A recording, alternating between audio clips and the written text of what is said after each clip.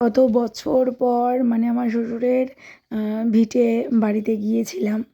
এত মজা পেয়েছি আর এত মজা করেছি সবার সাথে, হাসি আনন্দ মানে এই সেই মেয়েকে এইটাতে গোবিন্দ জল ভরতো ধুয়ে ধুয়ে, আর জল তোলার সময় এরকম দেখতে টিকটিকি আছে, এই টিকটিকি সকল শিকড়ে জল ধরতো, আমিও ভরেছি।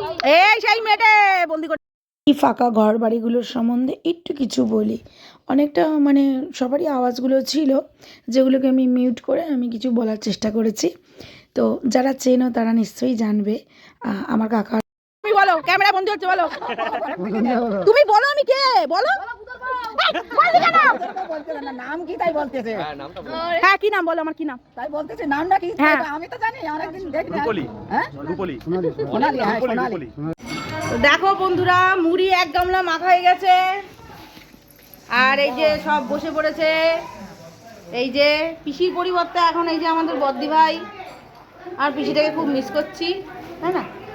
থাকলে কথা বলে। আর এইদিকে দেখো কত সুন্দর পূর্ণিমার চাঁদটা উঠেছে, আমরা খুব মজা করছি।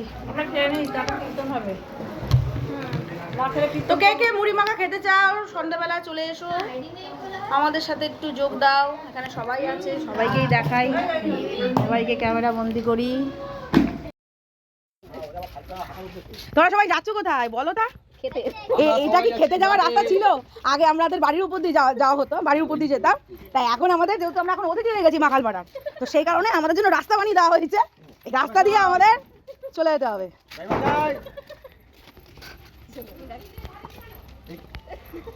সর্বনাশী, এই কাকে বললো যাই না, শুনতে পাইনি।